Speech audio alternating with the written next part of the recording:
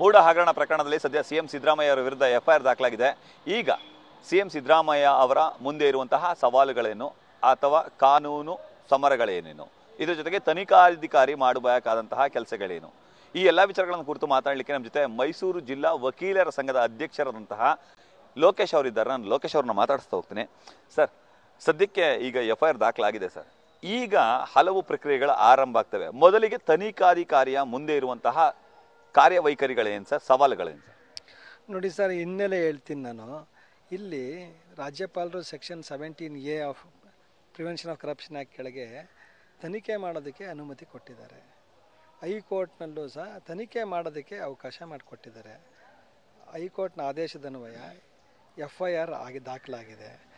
FIR ಆದ ತಕ್ಷಣ ಅವ್ರನ್ನ ಅರೆಸ್ಟೇ ಮಾಡಿಬಿಡ್ಬೇಕು, ಅವ್ರನ್ನ ಜೈಲಿಗೆ ಕಳಿಸ್ಬಿಡ್ಬೇಕು ಅಂತ ಎಲ್ಲೂ ಕಾನೂನು ಹೇಳೋದಿಲ್ಲ ಸರ್. FIR ಅಂದರೆ ಪ್ರಥಮ ವರ್ತಮಾನ ವರದಿ. ಅದಾದಮೇಲೆ ತನಿಖೆ ಈಗ ಪ್ರಾರಂಭ ಆಗುತ್ತೆ. ವಿವೇಚನಾಧಿಕಾರ ತನಿಖಾಧಿಕಾರಿಗಿರುತ್ತೆ. ತನಿಖೆಯ ಸಂದರ್ಭದಲ್ಲಿ ಅವರು ಅರೆಸ್ಟ್ ಮಾಡಲೇಬೇಕು ಅಂತೇನಿಲ್ಲ. ಅದು ನಾನ್ ಬೇಲಬಲ್ ಅಫೆನ್ಸ್ ಆಗಿದ್ದಾಗಿಯೋ Arnesh Kumar versus state of Bihar ಅನ್ನೋದ್ರಲ್ಲಿ ಸುಪ್ರೀಂ ಕೋರ್ಟ್ ಜಡ್ಜ್ಮೆಂಟೇ ಇದೆ. 7 ವರ್ಷಕ್ಕಿಂತ ಕಡಿಮೆ ಇರೋ ಶಿಕ್ಷೆಯಲ್ಲಿ ಅರೆಸ್ಟ್ ಮಾಡಬೇಕಾಗಿಲ್ಲ ಅಂತ. ಅವ್ರಿಗೆ ಯಾರ್ಯಾರು ಆರೋಪ ಹೊತ್ತಿರ್ತಾರೆ ಅವ್ರಿಗೆ ನೋಟಿಸ್ ಕೊಡ್ಬೋದು. ನೋಟಿಸ್ ಕೊಟ್ಟು ವಿಚಾರಣೆ ತನಿಖೆನ ಪ್ರಾರಂಭ ಮಾಡ್ಬೋದು. ತನಿಖೆ ಪೂರ್ಣಗೊಂಡ ನಂತರ ಆರೋಪ ಸಾಬೀತಾಯಿತು ಅಂತ ತನಿಖಾಧಿಕಾರಿಗೆ ಕಂಡು ಬಂದಲ್ಲಿ ರಿಪೋರ್ಟ್ ಅಂತ ಸಲ್ಲಿಸ್ಬೋದು. ಅದನ್ನ ಚಾರ್ಜ್ ಶೀಟ್ ಅಂತ ಕರೀತಾರೆ. ಆರೋಪಿಗಳು ತಪ್ಪೇ ಮಾಡಿಲ್ಲ, ತಪ್ಪು ಗ್ರಹಿಕೆ ಅಂತ ಕಂಪ್ಲೇಂಟ್ ಆಗಿದೆ ಇಂಥ ಹಲವಾರು ಕಾರಣಗಳು ಕಂಡು ಬಂದರೆ ತನಿಖಾಧಿಕಾರಿಗೆ ಆರೋಪ ಸಾಬೀತಾಗಿಲ್ಲ ಅಂತ ಕಂಡು ಬಂದರೆ ರಿಪೋರ್ಟ್ನ ಹಾಕ್ಬೋದು. ಆರೋಪಿನೇ ಪತ್ತೆ ಆಗಲಿಲ್ಲ ಅಂದರೆ ರಿಪೋರ್ಟ್ನ ಹಾಕ್ಬೋದು. ಫೈನಲ್ ರಿಪೋರ್ಟ್ನ ಬಂದಾಗ ಇವ್ರು ತಪ್ಪು ಮಾಡಿದ್ರಾ ಇಲ್ವಾ ಅಂತ ತನಿಖಾಧಿಕಾರಿಗೆ ಏನು ಅನ್ನಿಸ್ತು ಅಂತ ಗೊತ್ತಾಗುತ್ತೆ. ಈಗ ಆರೋಪ ಇದೆ, ಆರೋಪ ಸತ್ಯಾಸತ್ಯತೆ ಬಗ್ಗೆ ತನಿಖೆ ಪ್ರಾರಂಭ ಆಗಿದೆ. ಆರೋಪದಲ್ಲಿ ಉರುಳಿಲ್ಲ ಅಂದರೆ ರಿಪೋರ್ಟ್ ಆಗುತ್ತೆ. ಆರೋಪ ಇದ್ರೆ ಸತ್ಯಾಸತ್ಯತೆ ಸತ್ಯ ಇದೆ ಅಂತ ಕಂಡು ಬಂದರೆ ಚಾರ್ಜ್ ಶೀಟ್ನ ಹಾಕ್ಬೋದು ತನಿಖಾಧಿಕಾರಿ. ಸರ್, ಆರಂಭದಲ್ಲಿ ಸರ್ ತನಿಖಾಧಿಕಾರಿ ಮುಂದಿರುವಂತಹ ಕಾರ್ಯವೈಖರಿಗಳು ಏನೇನು ಸರ್? ಸರ್, ತನಿಖಾಧಿಕಾರಿ ಏನು ಮಾಡ್ಬೋದು, ನೋಟಿಸ್ ಕೊಡ್ಬೋದು. ಆರೋಪ ಹೊತ್ತಿರೋರಿಗೆ ನೋಟಿಸ್ ಕೊಟ್ಟು ವಿಚಾರಣೆಗೆ ಬರಮಾಡ್ಕೊಬೋದು. ವಿಚಾರಣೆನ ಮಾಡಿಸ್ಬೋದು. ದಾಖಲೆಗಳನ್ನ ಕೊಟ್ಟು ನೋಡಿ ಈ ಥರ ಇದೆಯಾ, ಏನು ಇಂಥ ಆರೋಪ ಇದೆ, ಇಂಥ ದಾಖಲೆ ಇದೆ, ನಿಮ್ಮ ಅಭಿಪ್ರಾಯ ಏನು, ಅಥವಾ ಅದನ್ನು ಸತ್ಯಾಸತ್ಯತೆನ ಅರಿತುಕೊಳ್ಳೋದಕ್ಕೆ ತನಿಖೆ ಅವ್ರನ್ನ ಕರೆದು ಖುದ್ದಾಗಿ ವಿಚಾರಣೆ ಮಾಡ್ಬೋದು ಸರ್. ಖುದ್ದಾಗಿ ನೋಟಿಸ್ ಕೊಟ್ಟು ಕರೆಸ್ಕೊಂಡ್ರೆ ಅರೆಸ್ಟ್ ಮಾಡಲೇಬೇಕು ಅಂತೇನಿಲ್ಲ ಸರ್. ಸರ್, ಇದ್ರ ಜೊತೆಗೆ ಈಗ A1, 2, 3, 4 ಆಗಿದೆ sir. A1 Siddaramaiah, A2 Parvati ಅವರು, A3 ಮಲ್ಲಿಕಾರ್ಜುನ ಸ್ವಾಮಿ, A4 ದೇವರಾಜು, A5 ಈ ಥರ ಅಂತ ಇದೆ. ಒಂದಷ್ಟು ಮಂದಿ ಸೇರ್ಬೋದು, ಹೇಗೆ ಸರ್? ಖಂಡಿತ ಸೇರ್ಬೋದು ಸರ್. ನೋಡಿ ಸರ್, A1, 2, 3, 4 ಅಂತೇನಿದ್ದಾರೆ ಅವ್ರನ್ನೆಲ್ಲ ಅಂತಿಮ ವರದಿಯಲ್ಲಿ ಕೈ ಬಿಟ್ಟು ನಿಜವಾಗ್ಲೂ ಯಾರು ಬೇರೆಯವರು ಅಪರಾಧ ಮಾಡಿದರೆ ಅಂತ ಅಂಥವ್ರನ್ನೇ ಆರೋಪಿ ಮಾಡ್ಬೋದು ಅಂತ ಬೇಕಾದಷ್ಟು ಸಂದರ್ಭ ಅನುಭವದಲ್ಲಿ ನಾನು ನೋಡಿದ್ದೀನಿ ಸರ್.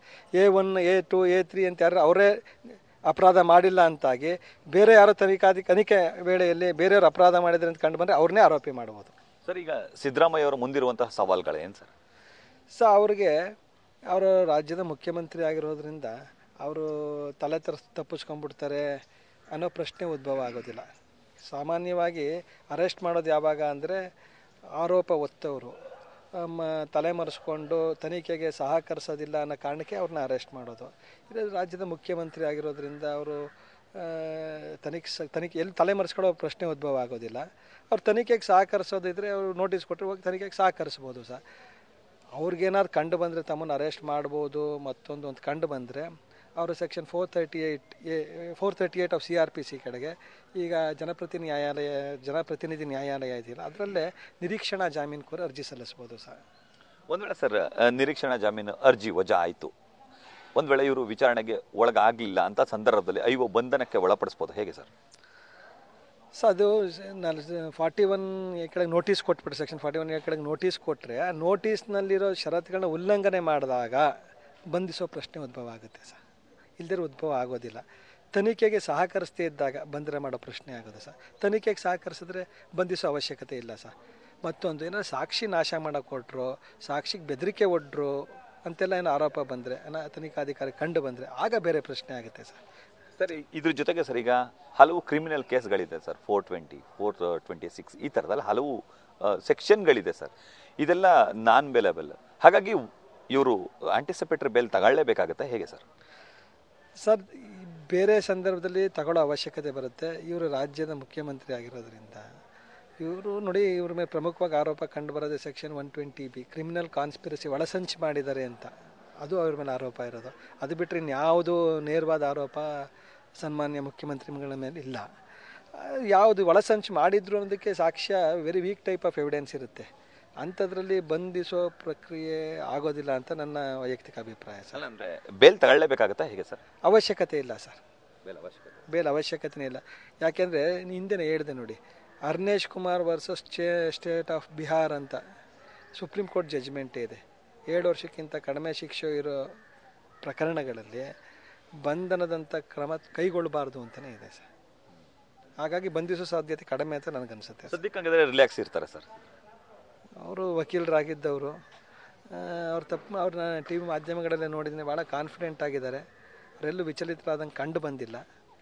ಅವ್ರ ಕಾನೂನು ಎಲ್ಲರಿಗಿರುವಂಗೆ ಅವ್ರಿಗೂ ಕಾನೂನು ಇದೆ. ಅವರು ಮುಖ್ಯಮಂತ್ರಿ ಅನ್ನೋ ಕಾರಣಕ್ಕೇ ಅವ್ರು ತೊಂದರೆ ಕೊಡಬೇಕು, ಬಂಧಿಸಬೇಕು ಅನ್ನೋದೆಲ್ಲ ಆದರೆ ಅದು ಪೊಲಿಟಿಕಲಿ ಮೋಟಿವೇಟೆಡ್ ಆಗುತ್ತೆ. ಹಂಗೆ ಆಗಲ್ಲ ಅಂತ ನಾನು ಭಾವಿಸ್ಕೊಂಡಿದ್ದೀನಿ ಸರ್. ಒಂದು ವೇಳೆ ತನಿಖಾಧಿಕಾರಿ ಕರೆದ್ರೆ ಐಒ ಮುಂದೆ ಅಂದರೆ ಲೋಕಾಯುಕ್ತ ಕಚೇರಿಗೆ ಬರಲೇಬೇಕಾಗುತ್ತೆ ಸರ್ ಸಿದ್ದರಾಮಯ್ಯ? ಖಂಡಿತ ಬರಬೇಕಾಗುತ್ತೆ. ಬರದೇ ಇದ್ದಾಗ ಉಲ್ಲಂಘನೆ ಆಗುತ್ತೆ, ಕಾನೂನು ಉಲ್ಲಂಘನೆ ಆದಂಗೆ ಆಗುತ್ತೆ, ಅವಾಗ ತೊಂದರೆ ಆಗುತ್ತೆ. ಬಂದು ಸಹಕರಿಸ್ಬಿಟ್ರೆ ಏನು ತೊಂದರೆ ಆಗೋದಿಲ್ಲ. Right sir, thank you.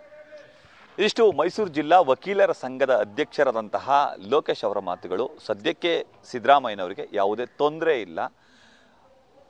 ಈ ಒಂದು ಕಾನೂನು ತೊಡಕು ಸಮಾರಂಭದಲ್ಲೂ ಕೂಡ ಅವರು ಪಾರಾಗಲಿಕ್ಕೆ ಹಲವು ಮಾರ್ಗಗಳಿದೆ ಅನ್ನೋ ಮಾತುಗಳನ್ನು ಹೇಳ್ತಾರೆ. ಕ್ಯಾಮ್ರಾಮನ್ ವಿನಯ್ ಜೊತೆ Ravi Pandavapura, news first Mysuru. News first ನಿರ್ಭೀತಿಯಿಂದ ನಿಮ್ಮ ಪರವಾಗಿ.